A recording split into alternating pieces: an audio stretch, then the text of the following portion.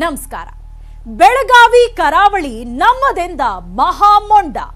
ಮಹಾ ಡಿಸಿಎಂ ಹೇಳಿಕೆ ಕಿಚ್ಚು ಹೊತ್ತಿಸಿದ್ದು ಹೇಗೆ? ಎಕ್ಕಟ್ಟಿನಲ್ಲಿ ಬಿಎಸ್ವೈ ಉಲ್ಟಾ ಹೊಡಿತಾ ಪ್ಲಾನ್. ಇದುವೇ ಹೊತ್ತಿನ ಫೋಕಸ್ 18 ಮಹಾಮೊಂಡ ಷಡ್ಯಂತ್ರ. ನಾನು ಸೌಮ್ಯ ಮಳಲಿ.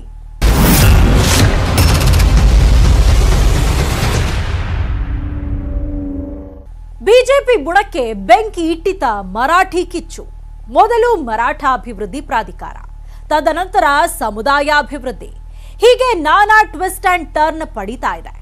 ಅದರಲ್ಲೂ ಮಹಾರಾಷ್ಟ್ರ ಡಿಸಿಎಂ ಅಜಿತ್ ಪವಾರ್ ಕೊಟ್ಟ ಮೊಂಡ ಹೇಳಿಕೆ ಇದೆಯಲ್ಲ, ಅದು ಜ್ವಾಲೆಯಾಗಿ ಬೆಂಕಿಗೆ ಮತ್ತಷ್ಟು ತುಪ್ಪ ಸುರಿದಂತಾಗಿದೆ. ಅಷ್ಟಕ್ಕೂ ಈ ಹೇಳಿಕೆಯಿಂದ ಉದ್ಭವ ಆಗಿರೋ ಸಂಕಷ್ಟಗಳು ಯಾರಿಗ್ ಗೊತ್ತಾ? ಹೇಳಿದೆ ನೋಡಿ ಕಂಪ್ಲೀಟ್ ಡೀಟೇಲ್ಸ್. ಪ್ರಾಧಿಕಾರ ವಾಪಸ್ ತಗೊಳ್ಬೇಕು, ಇಲ್ಲ ಅಂದ್ರೆ ಬಂದ್.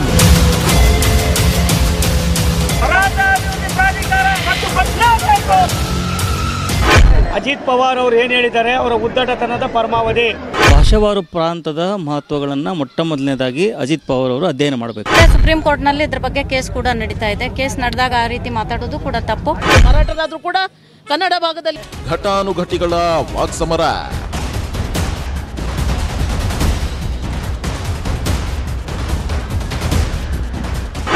ಅಜಿತ್ ಪವಾರ್ ಅವರು ಏನು ಹೇಳಿದ್ದಾರೆ, ಅವರ ಉದ್ದಟತನದ ಪರಮಾವಧಿ. ಭಾಷಾವಾರು ಪ್ರಾಂತದ ಮಹತ್ವಗಳನ್ನು ಮೊಟ್ಟ ಮೊದಲನೇದಾಗಿ ಅಜಿತ್ ಪವಾರ್ ಅವರು ಅಧ್ಯಯನ ಮಾಡಬೇಕು. ಸುಪ್ರೀಂ ಕೋರ್ಟ್ ನಲ್ಲಿ ಇದ್ರ ಬಗ್ಗೆ ಕೇಸ್ ಕೂಡ ನಡೀತಾ ಇದೆ. ಕೇಸ್ ನಡೆದಾಗ ಆ ರೀತಿ ಮಾತಾಡೋದು ಕೂಡ ತಪ್ಪು. ಮರಾಠರಾದ್ರೂ ಕೂಡ ಕನ್ನಡ ಭಾಗದಲ್ಲಿ ಇರುವುದರಿಂದ ನಾವು ಕನ್ನಡಿಗರು. ಹೇಳಿಕೆ ಕೊಡೋದಕ್ಕೆ ಏನಂತೆ? ಅಯ್ಯೋ ಶಿವನೇ, ಪುಣೆ ಸಾಂಗ್ಲಿ ನಮ್ದು ಅಂತೀರಿ, ಮುಂಬೈ ನಮ್ದು ಅಂತೀರಿ, ಹಾಗಾದ್ರೆ ಅದು ನಮ್ದಾಗ್ಬಿಡುತ್ತಾ ಅಜಿತ್ ಸಾಹೇಬ್ರೆ? ಹೇಳಿಕೆ ಕೊಡೋದಕ್ಕೆ ಏನಂತೆ? ಬೆಳಗಾವಿ, ಕಾರವಾರ, ನಿಪ್ಪಾಣಿ ನಮ್ದು ಅಂದ್ರೆ ಯಾರಲ್ಲಿ ರೆಡಿಯಾಗಿ ಕುಂತ್ಕೊಂಡಿದ್ದಾರೆ ಬರ್ದ್ಕೊಡೋದಕ್ಕೆ ಅವರ ಹೆಸರಿಗೆ? ಸುಮ್ಮನೆ ಇದೆಲ್ಲವೂ ಕೂಡ ಗಾಳಿಯಲ್ಲಿ ಗುಂಡು ಹಾರಿಸಿದ ರೀತಿ ಮಹಾರಾಷ್ಟ್ರ ಡಿಸಿಎಂ ಅಜಿತ್ ಪವಾರ್ ಹೇಳಿಕೆ. ಈ ಹೇಳಿಕೆಗೆ ಕವಡೆ ಕಾಸಿನ ಕಿಮ್ಮತ್ತಿಲ್ಲ ಅನ್ನೋದು ಇಲ್ಲಿ ಸ್ಪಷ್ಟವಾಗಿ ಹೇಳಬಹುದು.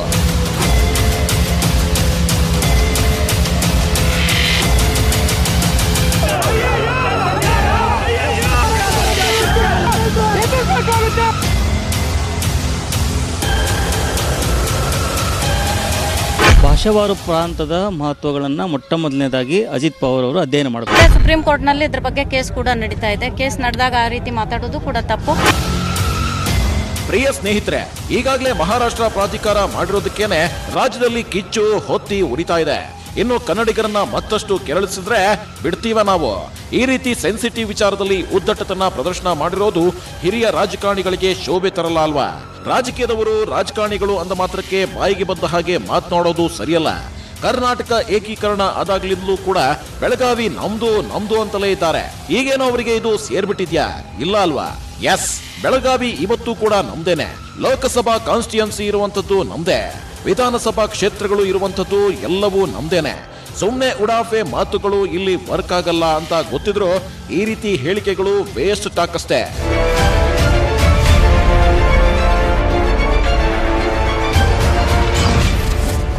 ಅಜಿತ್ ಹೇಳಿಕೆ ಖಂಡಿಸಿ ಬೀದಿಗಿಳಿದ ಕನ್ನಡಿಗರು.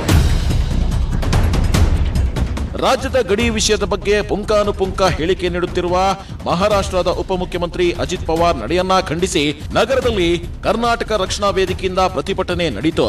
ನಗರದ ಸಂಗೊಳ್ಳಿ ರಾಯಣ್ಣ ವೃತ್ತದಲ್ಲಿ ಕರಾವೇ ಕಾರ್ಯಕರ್ತರು ಮಹಾರಾಷ್ಟ್ರದ ನಾಯಕರು ನಮ್ಮ ರಾಜ್ಯದ ಗಡಿ ವಿಷಯದ ಬಗ್ಗೆ ನೀಡುತ್ತಿರುವ ಹೇಳಿಕೆಗಳಿಗೆ ವಿರೋಧ ವ್ಯಕ್ತಪಡಿಸಿ ಮಹಾರಾಷ್ಟ್ರ ಸರ್ಕಾರದ ವಿರುದ್ಧ ಘೋಷಣೆ ಕೂಗಿದ್ರು. ರಾಜ್ಯದ ಬೆಳಗಾವಿ, ಕಾರವಾರ, ನಿಪ್ಪಾಣಿ ಜಿಲ್ಲೆಗಳು ಮಹಾರಾಷ್ಟ್ರಕ್ಕೆ ಸೇರಿದ್ದು ಅಂತ ಡಿಸಿಎಂ ಅಜಿತ್ ಪವಾರ್ ಹೇಳಿಕೆ ನೀಡುತ್ತಿದ್ದು ಇದು ಕನ್ನಡಿಗರ ಸ್ವಾಭಿಮಾನವನ್ನ ಕೆಣಕಿದೆ. ಹೀಗೆ ಇದು ಮುಂದುವರೆದ್ರೆ ನಾವು ಸುಮ್ಮನಿರೋದಿಲ್ಲ ಅಂತ ಪ್ರತಿಭಟನಾಕಾರರು ಆಕ್ರೋಶ ವ್ಯಕ್ತಪಡಿಸಿದ್ರು.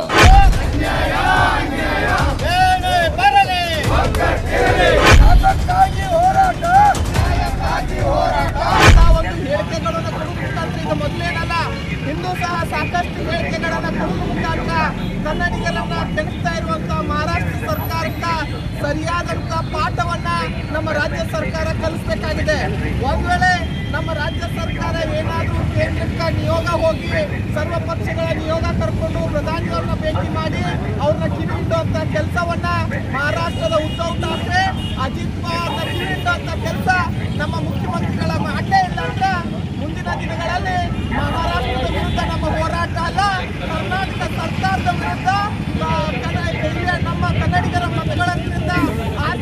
ಇರುವಂತಹ ಎಲ್ಲ ಜನಪ್ರತಿನಿಧಿಗಳ ವಿರುದ್ಧ ನಾವು ಪ್ರತಿಭಟನೆ ಮಾಡಬೇಕಾಗತ್ತೆ. ಮಹಾರಾಷ್ಟ್ರದ ಉಪಮುಖ್ಯಮಂತ್ರಿ ಅಜಿತ್ ಪವಾರ್ ಕರ್ನಾಟಕದ ಬೆಳಗಾವಿ ಮತ್ತು ಕಾರವಾರ ಮಹಾರಾಷ್ಟ್ರಕ್ಕೆ ಸೇರಿದ್ದು ಎಂಬ ಹೇಳಿಕೆಗೆ ಉತ್ತರ ಕನ್ನಡ ಜಿಲ್ಲೆಯ ಕಾರವಾರದಲ್ಲಿ ಕನ್ನಡ ಪರ ಸಂಘಟನೆ ಪದಾಧಿಕಾರಿಗಳು ಸೇರಿ ಸ್ಥಳೀಯ ಶಾಸಕಿ ರೂಪಾಲಿ ನಾಯಕ್ ಕೂಡ ಆಕ್ರೋಶ ವ್ಯಕ್ತಪಡಿಸಿದ್ದಾರೆ. ಕಾರವಾರ ಯಾವತ್ತೂ ಕರ್ನಾಟಕದ್ದು, ಇದು ಯಾವುದೇ ಕಾರಣಕ್ಕೂ ಮಹಾರಾಷ್ಟ್ರಕ್ಕೆ ಬಿಟ್ಟುಕೊಡಲು ಸಾಧ್ಯವಿಲ್ಲ. ಜೊತೆಗೆ ಇವತ್ತು ಅಸಂಬದ್ಧವಾಗಿ ಅವಾಸ್ತವಿಕವಾಗಿ ಮಹಾರಾಷ್ಟ್ರದ ಉಪಮುಖ್ಯಮಂತ್ರಿ ಪವಾರ್ ಹೇಳಿಕೆ ನೀಡಿದ್ದು ಖಂಡನೀಯ ಅಂತ ಆಕ್ರೋಶ ವ್ಯಕ್ತಪಡಿಸಿದ್ದಾರೆ. ಅಜಿತ್ ಪವಾರ್ ಹೇಳಿಕೆ ಮೂರ್ಖತನದ ಪರಮಾವಧಿ ಅಂತ ಕನ್ನಡ ಪರ ಸಂಘಟನೆಯ ಪದಾಧಿಕಾರಿಗಳು ಟೀಕಿಸಿದ್ದಾರೆ. ಅಜಿತ್ ಪವಾರ್ ಕನಸು ಕಾಣ್ತಿದ್ದಾರೆ ಅಂತ ಆಕ್ರೋಶ ವ್ಯಕ್ತಪಡಿಸಿದ್ದಾರೆ. ಭಾವೈಕ್ಯತೆಯನ್ನ ಮರೆತು ಹೇಳಿಕೆ ನೀಡಿದ್ದಾರೆ. ಮೊದಲು ಪವಾರ್ ಇತಿಹಾಸ ತಿಳಿದುಕೊಳ್ಳಬೇಕೆಂದು ಹೇಳಿದ್ದಾರೆ. ನಿಪ್ಪಾಣಿ, ಬೆಳಗಾವ್ ಈ ನಗರಗಳನ್ನು, ಕಾರವಾರ ಈ ನಗರಗಳನ್ನು ಮಹಾರಾಷ್ಟ್ರಕ್ಕೆ ಸೇರಿಸಬೇಕು ಅಥವಾ ಸೇರಿವೆ ಅಂತಕ್ಕಂಥ ಅರ್ಥದಲ್ಲಿ ಅಜಿತ್ ಪವಾರ್ ಉಪಮುಖ್ಯಮಂತ್ರಿಗಳು ಆ ರೀತಿ ಹೇಳಿಕೆ ಕೊಟ್ಟಿದ್ದರೆ ಅದು ತಪ್ಪು, ಅದು ಖಂಡನೀಯ. ಭಾಷಾವಾರು ಪ್ರಾಂತದ ಮಹತ್ವಗಳನ್ನು ಮೊಟ್ಟ ಮೊದಲನೇದಾಗಿ ಅಜಿತ್ ಪವಾರ್ ಅವರು ಅಧ್ಯಯನ ಮಾಡಬೇಕು. ಮಹಾರಾಷ್ಟ್ರದವರು ಏನು ಹೇಳ್ತಾ ಇದ್ದಾರೆ, ಅವರದ ಒಂದು ಗಡಿಯನ್ನು ಕಾಯ್ಕೊಳ್ಳುವಂಥದ್ದು ಅವರು ಮಾಡಲಿ. ಅದನ್ನು ಬಿಟ್ಕೊಂಡು ನಮ್ಮ ಕರ್ನಾಟಕ ಒಂದು ಗಡಿ ಭಾಗಕ್ಕೆ ಅವರು ಕಣ್ಣಾಕೋದನ್ನು ಬಿಟ್ಕೊಂಡು ನಾವು ಕನ್ನಡಿಗರು ಅಂತ ಈ ಸಮಯದಲ್ಲಿ ಹೇಳ್ತಾ ಇದ್ವಿ. ಮರಾಠರಾದರೂ ಕೂಡ ಕನ್ನಡ ಭಾಗದಲ್ಲಿ ಇರುವುದರಿಂದ ನಾವು ಕನ್ನಡಿಗರು, ಸಂಪೂರ್ಣವಾದ ಕರ್ನಾಟಕದ ಹಕ್ಕು ನಮಗೆಲ್ಲರಿಗೂ ಇದೆ. ಅವ್ರಿಗೆ ಯಾವುದೇ ಕಾರಣಕ್ಕೂ ನಾವು ಇಲ್ಲಿ ಅವರ ಒಂದು ಹೆಸರು ಸಹ ತೆಗೆದುಕೊಳ್ಳಲಿಕ್ಕೆ ನಾವು ಕೊಡುವುದಿಲ್ಲ ಅಂತ ಈ ಸಮಯದಲ್ಲಿ ನಾವು ಹೇಳಿಕ್ಕೆ ಬಯಸ್ತೇವೆ. ಇನ್ನು ಮಹಾರಾಷ್ಟ್ರ ಡಿಸಿಎಂ ಅಜಿತ್ ಪವಾರ್ ಉದ್ದಟತನದ ಹೇಳಿಕೆಗೆ ರಾಜ್ಯದ ಮುಖ್ಯಮಂತ್ರಿ ಯಡಿಯೂರಪ್ಪ ತೀಕ್ಷ್ಣವಾಗಿಯೇ ಪ್ರತಿಕ್ರಿಯಿಸಿದ್ದಾರೆ. ಕರ್ನಾಟಕದಲ್ಲಿ ಮರಾಠ ಅಭಿವೃದ್ಧಿ ನಿಗಮ ಸ್ಥಾಪನೆಯ ಕಿಚ್ಚು ಹೊತ್ತಿರುವ ಬೆನ್ನಲ್ಲೇ ಮಹಾರಾಷ್ಟ್ರ ಉಪಮುಖ್ಯಮಂತ್ರಿ ಅಜಿತ್ ಪವಾರ್ ಇದಕ್ಕೆ ಇನ್ನಷ್ಟು ತುಪ್ಪ ಸುರಿದಿದ್ದಾರೆ. ಕರ್ನಾಟಕದ ಹಲವು ಭಾಗಗಳನ್ನ ಸೇರಿಸಿ ಅಖಂಡ ಮಹಾರಾಷ್ಟ್ರ ರಚನೆಯಾಗಬೇಕು. ಅದಕ್ಕೆ ಮರಾಠಿಗರೇ ಹೆಚ್ಚಿರುವ ಕರ್ನಾಟಕದ ಕಾರವಾರ, ನಿಪ್ಪಾಣಿ, ಬೆಳಗಾವಿ ಮಹಾರಾಷ್ಟ್ರಕ್ಕೆ ಸೇರಿಸಬೇಕು ಅಂತ ಹೇಳಿದ್ದಾರೆ. ಅಜಿತ್ ಪವಾರ್ ಗೊಂದಲ ಉಂಟು ಮಾಡುವ ಪ್ರಯತ್ನ ಮಾಡ್ತಿದ್ದಾರೆ. ಮಹಾಜನ ವರದಿಯೇ ಅಂತಿಮ. ಬೆಳಗಾವಿ ಎಂದೆಂದಿಗೂ ನಮ್ಮದು. ನಾವು ಮಾಡುತ್ತಿರುವುದು ಮರಾಠಿಗರ ಅಭಿವೃದ್ಧಿಗಾಗಿ ಮಾಡುತ್ತಿರುವ ಪ್ರಾಧಿಕಾರ. ಮರಾಠಿಗರು ಹಿಂದುತ್ವವಾದಿಗಳು. ಬೆಳಗಾವಿ ವಿಶ್ವ ಕನ್ನಡ ಸಮ್ಮೇಳನಕ್ಕೂ ಬಂದಿದ್ರು ಅಂತ ಹೇಳಿದ್ರು. ಇನ್ನು ಚಿಕ್ಕೋಡಿಯಲ್ಲಿ ನಡೆದ ಕಾರ್ಯಕ್ರಮವೊಂದಕ್ಕೆ ಆಗಮಿಸಿದ ಶಶಿಕಲಾ ಜೊಲ್ಲೆ ಮಹಾರಾಷ್ಟ್ರ ಡಿಸಿಎಂ ಹೇಳಿಕೆಗೆ ಯಾವ ರೀತಿ ಪ್ರತಿಕ್ರಿಯೆ ಕೊಟ್ಟರು ಗೊತ್ತಾ? ನೀವೇ ನೋಡಿ. ಅವ್ರು ಹೇಳಿರೋದು ನಿಮ್ಮ ಮುಖಾಂತರ ನನಗೆ ಗೊತ್ತಾಯ್ತು. ಇದೇನು ಅವ್ರು ಸ್ವತ್ತಲ್ಲ, ಇದು ಕರ್ನಾಟಕ ಭಾಷಾವರು ಯಾವಾಗ ಪ್ರಾಂತ ಆಯಿತು ಅವಾಗೆಲ್ಲ ವಿಂಗಡಣೆ ಆಗಿದೆ. ಅದು ಅಲ್ಲದೆ ಸುಪ್ರೀಂ ಕೋರ್ಟ್ನಲ್ಲಿ ಇದ್ರ ಬಗ್ಗೆ ಕೇಸ್ ಕೂಡ ನಡೀತಾ ಇದೆ. ಕೇಸ್ ನಡೆದಾಗ ಆ ರೀತಿ ಮಾತಾಡೋದು ಕೂಡ ತಪ್ಪು. ಮತ್ತು ನಾವು ಬಿಟ್ಕೊಡೋಕ್ಕೆ ಯಾವುದೇ ಸಂದರ್ಭದಲ್ಲಿ ತಯಾರಿಲ್ಲ. ನಾವು ನಮ್ಮ ಕರ್ನಾಟಕವನ್ನು, ಅಖಂಡ ಕರ್ನಾಟಕವನ್ನು ನಾವು ನಮ್ಮದಾಗಿ ಇಟ್ಕೊಳ್ಳೋದಕ್ಕೆ ಎಲ್ಲರೂ ಕೂಡ ಪ್ರಯತ್ನ ಮಾಡೇ ಮಾಡ್ತೀವಿ. ಅವ್ರು ಏನು ಹೇಳ್ತಾರೋ ಬಿಡ್ತಾರೋ ಅವ್ರಿಗೆ ಬಿಟ್ಟಿದ್ದು. ಇದು ಅವ್ರ ಹೇಳಿಕೆ ಮುಖಾಂತರ ನಮ್ಮಲ್ಲಿ ಜಗಳಗಳು ಆಗಬಾರ್ದು. ನಮ್ಮ ಕನ್ನಡಿಗರೆಲ್ಲರೂ ಕೂಡ ಒಟ್ಟಾಗಿ ನಾವು ಇದ್ಕೊಂಡು ನಮ್ಮ ಕರ್ನಾಟಕದ ರಕ್ಷಣೆಯನ್ನು ಮಾಡೋದಕ್ಕೆ ನಾವು ಸಮರ್ಥರಿದ್ದೀವಿ.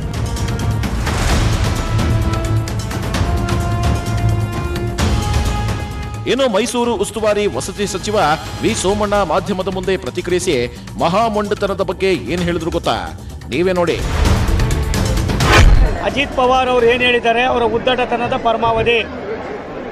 ಮಹಾರಾಷ್ಟ್ರ ಒಂದು ಭಾಷೆಗೋಸ್ಕರವಾಗಿ ಕರ್ನಾಟಕದಲ್ಲಿ ವಾಸ ಮಾಡ್ತಕ್ಕಂಥ ಸಾವಿರಾರು ವರ್ಷದ ಇತಿಹಾಸ ಇರ್ತಕ್ಕಂಥ ಮರಾಠಿಗರಾರಿದ್ದಾರೆ.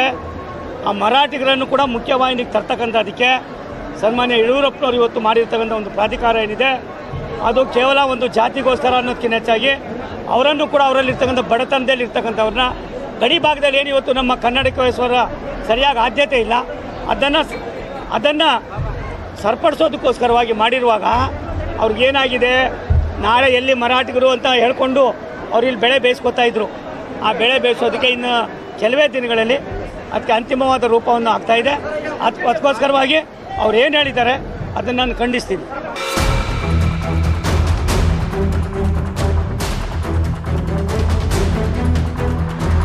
ಮರಾಠ ಅಭಿವೃದ್ಧಿ ಪ್ರಾಧಿಕಾರ ರಚನೆ ವಿರೋಧಿಸಿ ಚಾಮರಾಜನಗರದಲ್ಲಿ ಕನ್ನಡ ಸೇನಾ ಪಡೆ ಕಾರ್ಯಕರ್ತರು ಪ್ರತಿಭಟನೆ ನಡೆಸಿದ್ರು.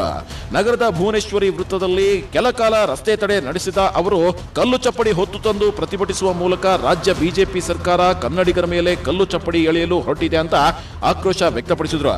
ಬಿಜೆಪಿ ಸರ್ಕಾರ ಚುನಾವಣೆಗಾಗಿ ಓಲೈಕೆ ರಾಜಕಾರಣ ಮಾಡ್ತಿದೆ, ಕನ್ನಡಿಗರ ಹಿತರಕ್ಷಣೆ ನಿರ್ಲಕ್ಷಿಸುತ್ತಿದೆ ಅಂತ ಆರೋಪಿಸಿದ ಪ್ರತಿಭಟನಾಕಾರರು ರಾಜ್ಯ ಬಿಜೆಪಿ ಸರ್ಕಾರದ ವಿರುದ್ಧ ಧಿಕ್ಕಾರದ ಘೋಷಣೆ ಕೂಗಿ ಮರಾಠ ಪ್ರಾಧಿಕಾರ ರಚನೆ ಕೈಬಿಡಬೇಕು ಅಂತ ಆಗ್ರಹಿಸಿದ್ದಾರೆ.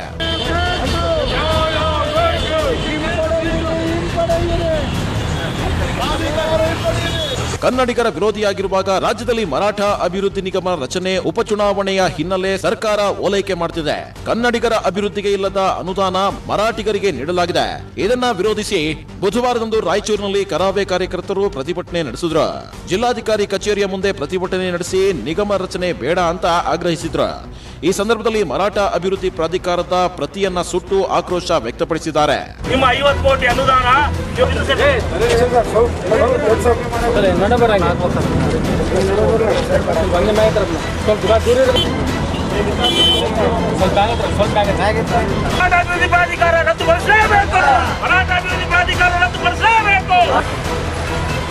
ನಮ್ಮ ಕನ್ನಡಿಗ ಮರಾಠನಲ್ಲ. ನೋಡಿದ್ರಲ್ಲ, ಅದೊಂದು ಮೊಂಡುತನದ ಹೇಳಿಕೆ ಏನೆಲ್ಲ ಅವಾಂತರಗಳಿಗೆ ಕಾರಣವಾಗಿದೆ ಅಂತ. ಏನು ಮರಾಠಿಗರ ಅಭಿವೃದ್ಧಿ ಪ್ರಾಧಿಕಾರಕ್ಕೆ ಎಲ್ಲೆಡೆ ತೀವ್ರ ವಿರೋಧ ವ್ಯಕ್ತವಾಗ್ತಾ ಇದೆ. ಈ ಸಂಬಂಧ ಮರಾಠ ಅಭಿವೃದ್ಧಿ ಪ್ರಾಧಿಕಾರವನ್ನ ಹಿಂಪಡೆಯದಿದ್ರೆ ಡಿಸೆಂಬರ್ 5ರಂದು ಕರ್ನಾಟಕ ಬಂದ್ ಮಾಡ್ತೀವಿ ಅಂತ ಕನ್ನಡ ಪರ ಸಂಘಟನೆಗಳು ಖಡಕ್ ಎಚ್ಚರಿಕೆ ಕೊಟ್ಟಿವೆ. ಹಾಗಾದ್ರೆ ಡಿಸೆಂಬರ್ 5ರಂದು ಕರ್ನಾಟಕ ಬಂದ್ ನಡೆದೇ ತೀರತ್ತಾ? ಹೇಳ್ತೀವಿ, ಅದಕ್ಕೂ ಮುನ್ನ ಚಿಕ್ಕ ಬ್ರೇಕ್. ಸರ್ಕಾರ ರಚನೆಗೆ ಸರ್ಕಾರ ಮುಂದಾಗಿದ್ದ ಕ್ರಮಕ್ಕೆ ರಾಜ್ಯದೆಲ್ಲೆಡೆ ಪ್ರತಿಭಟನೆ ವ್ಯಕ್ತವಾಗಿದೆ. ಮುಖ್ಯಮಂತ್ರಿಗಳು ಚುನಾವಣೆ ಹಿನ್ನೆಲೆಯಲ್ಲಿ ಮರಾಠಿಗರ ಓಲೈಕೆಗೆ ಮುಂದಾಗಿದ್ದಾರೆ. ಈ ಮೂಲಕ ಕನ್ನಡ ಭಾಷೆಗೆ ದ್ರೋಹ ಮಾಡ್ತಿದ್ದಾರೆ ಎಂದು ವಿವಿಧ ಕನ್ನಡ ಪರ ಸಂಘಟನೆಗಳು ಆಕ್ರೋಶ ವ್ಯಕ್ತಪಡಿಸಿದ್ವು. ಜೊತೆಗೆ ಡಿಸೆಂಬರ್ 5ರಂದು ಕರ್ನಾಟಕ ಬಂದ್ ಮಾಡ್ತೀವಿ ಅನ್ನೋ ಸಂದೇಶವನ್ನ ರವಾನಿಸಿದ್ರು. ಈ ನಿರ್ಧಾರಕ್ಕೆ ರಾಜಾಹುಲಿ ಹೇಳಿದ್ದೇನು ಗೊತ್ತಾ? ಇಲ್ಲದೆ ನೋಡಿ ಕಂಪ್ಲೀಟ್ ರಿಪೋರ್ಟ್. ಅಧಿಕಾರ ವಾಪಸ್ ತಗೊಳ್ಬೇಕು, ಇಲ್ಲ ಅಂದ್ರೆ ಬಂದ್.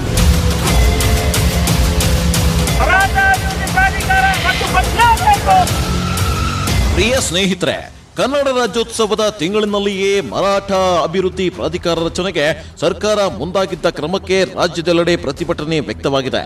ಮುಖ್ಯಮಂತ್ರಿಗಳು ಚುನಾವಣೆ ಹಿನ್ನೆಲೆ ಮರಾಠಿಗರ ಓಲೈಕೆಗೆ ಮುಂದಾಗಿದ್ದಾರೆ. ಈ ಮೂಲಕ ಕನ್ನಡ ಭಾಷೆಗೆ ದ್ರೋಹ ಮಾಡ್ತಿದ್ದಾರೆ ಅಂತ ವಿವಿಧ ಕನ್ನಡ ಪರ ಸಂಘಟನೆಗಳು ಆಕ್ರೋಶ ವ್ಯಕ್ತಪಡಿಸಿದ್ವು. ಅಲ್ಲದೆ ಬುಧವಾರದಂದು ಕೆಲ ಕರಾವೇ ಕಾರ್ಯಕರ್ತರು ಮುಖ್ಯಮಂತ್ರಿ ನಿವಾಸದ ಮುಂದೆ ಪ್ರತಿಭಟನೆ ನಡೆಸುವ ವಿಫಲ ಯತ್ನ ನಡೆಸಿದ್ರು.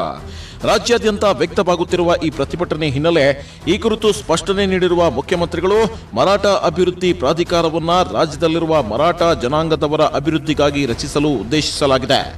ಮರಾಠಿ ಭಾಷೆಗೂ ಈ ಪ್ರಾಧಿಕಾರಕ್ಕೂ ಯಾವುದೇ ಸಂಬಂಧ ಇಲ್ಲ ಅಂತ ತಿಳಿಸಿದ್ದಾರೆ.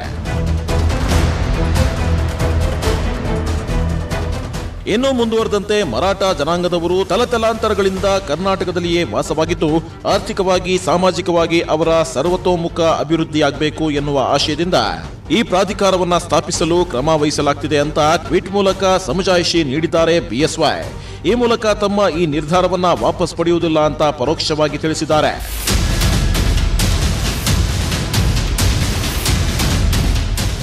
ಪ್ರಿಯ ಸ್ನೇಹಿತರೆ, ಮರಾಠ ಅಭಿವೃದ್ಧಿ ಪ್ರಾಧಿಕಾರಕ್ಕೆ ಖಂಡಿಸಿರುವ ವಾಟಾಳ್ ನಾಗರಾಜ್, ಸರ್ಕಾರ ಈ ತೀರ್ಮಾನವನ್ನ ಇನ್ನೂ 10 ದಿನದೊಳಗೆ ಹಿಂಪಡೆಯದಿದ್ದರೆ ಡಿಸೆಂಬರ್ 5ರಂದು ಕರ್ನಾಟಕ ಬಂದ್ಗೆ ಕರೆ ನೀಡಲಾಗುವುದು ಅಂತ ಮುಖ್ಯಮಂತ್ರಿಗಳಿಗೆ ಎಚ್ಚರಿಕೆ ನೀಡಿದ್ದಾರೆ.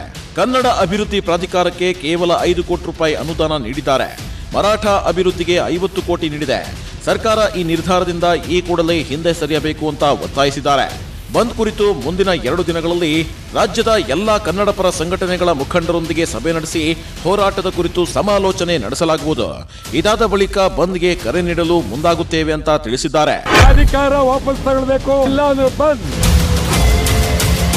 ಪ್ರಿಯ ಸ್ನೇಹಿತರೆ, ಶಿರಾ ಆರ್ಆರ್ ನಗರ ಬೈ ಎಲೆಕ್ಷನ್ಗಳಲ್ಲಿ ಬಿಜೆಪಿ ಗೆದ್ದು ಬೀಗಿದ ಮೇಲೆ ಅದರ ಮುಂದಿನ ಟಾರ್ಗೆಟ್ ಇರುವುದು ಬೆಳಗಾವಿ ಲೋಕಸಭೆ, ಮಸ್ಕಿ ಮತ್ತು ಬಸವ ಕಲ್ಯಾಣ ವಿಧಾನಸಭಾ ಬೈ ಎಲೆಕ್ಷನ್ಗಳು. ಹೀಗಾಗಿ ಶಿರಾದಲ್ಲಿ ಗೆಲುವಿಗಾಗಿ ಹೆಣೆದ ತಂತ್ರವನ್ನ ರಾಜ್ಯ ಬಿಜೆಪಿ ನಾಯಕರು ಉತ್ತರ ಕರ್ನಾಟಕದ ಆ 3 ಕ್ಷೇತ್ರಗಳಲ್ಲೂ ಹೆಣೆಯೋಕೆ ಮುಂದಾಗಿದ್ರು. ನಿಮಗೆ ಗೊತ್ತಿದೆಯೋ ಇಲ್ವಾ? ನಿಜ ಹೇಳಬೇಕು ಅಂದ್ರೆ ಶಿರಾದಲ್ಲಿ ಬಿಜೆಪಿ ಗೆಲ್ಲೋಕೆ ರೂಪಿಸಿದ ಮೊದಲ ರಣತಂತ್ರವೇ ಜಾತಿ ಓಲೈಕೆ. ಈ ಕ್ಷೇತ್ರದಲ್ಲಿ ಕುಂಚಿಗ ಒಕ್ಕಲಿಗರು ಮತ್ತು ಗೊಲ್ಲ ಸಮುದಾಯದ ಮತಗಳು ಹೆಚ್ಚಾಗಿದ್ವು. ಸೋಲು ಗೆಲುವಿನಲ್ಲಿ ಇವೇ ಮತಗಳೇ ನಿರ್ಣಾಯ ಪಾತ್ರ ವಹಿಸಿದ್ವು. ಹೀಗಾಗಿ ಈ 2 ಸಮುದಾಯದ ಜನರನ್ನ ಸೆಳೆಯಲು ಬಿಜೆಪಿ ತಂತ್ರಗಾರಿಕೆ ಮಾಡಿತು.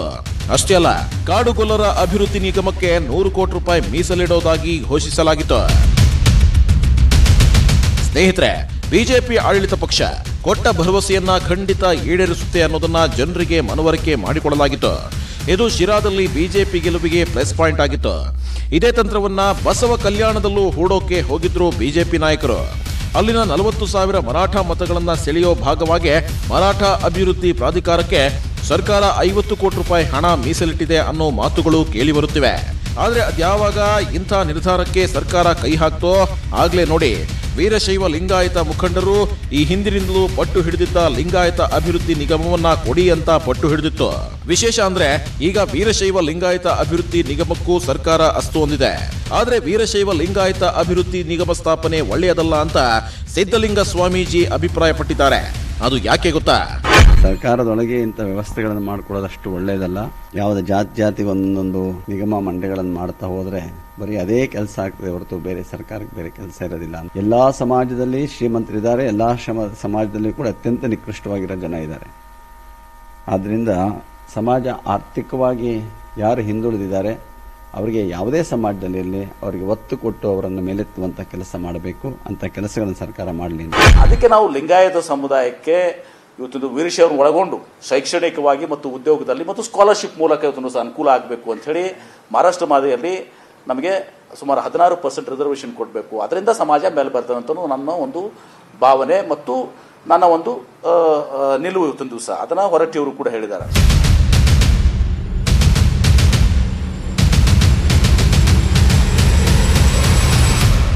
ಮರಾಠ ಅಭಿವೃದ್ಧಿ ಪ್ರಾಧಿಕಾರ ರಚನೆ ವಿಷಯ ರಾಜ್ಯದಲ್ಲಿ ದೊಡ್ಡ ಸುದ್ದಿ ಆಗ್ತಾ ಇದೆ.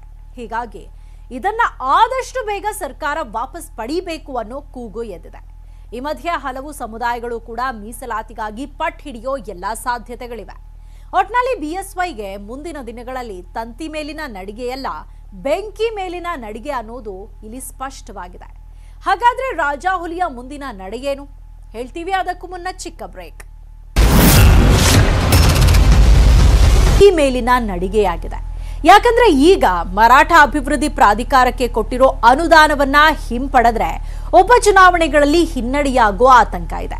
ಪಟ್ಟು ಸಡಿಲಸದಿದ್ರೆ ಕನ್ನಡ ಪರ ಹೋರಾಟಗಾರರು ಉಗ್ರ ಹೋರಾಟ ನಡೆಸೋ ಎಚ್ಚರಿಕೆಯನ್ನ ಕೊಟ್ಟಿದ್ದಾರೆ. ಇದರ ಜೊತೆಗೆ ಹಲವು ಸಮುದಾಯಗಳು ಮೀಸಲಾತಿಗಾಗಿ ಪಟ್ಟು ಹಿಡಿದ್ರೆ ಸರ್ಕಾರ ಇಕ್ಕಟ್ಟಿಗೆ ಸಿಲುಕೋದು ಗ್ಯಾರಂಟಿ. ಅಷ್ಟೇ ಅಲ್ಲ, ಮುಂದಿನ ಸಾರ್ವತ್ರಿಕ ಚುನಾವಣೆ ಮೇಲೂ ಇದರ ಪರಿಣಾಮ ಬೀಳೋ ಸಾಧ್ಯತೆ ಇದೆ. ಬಂದ್ಗೆ ಅವಕಾಶ ಇಲ್ಲ. ಬಿಎಸ್ವೈ ಬಲವಂತದಿಂದ ಬಂದ್ ಮಾಡಿದ್ರೆ ನಿರ್ದಾಕ್ಷಿಣ್ಯ ಕ್ರಮ.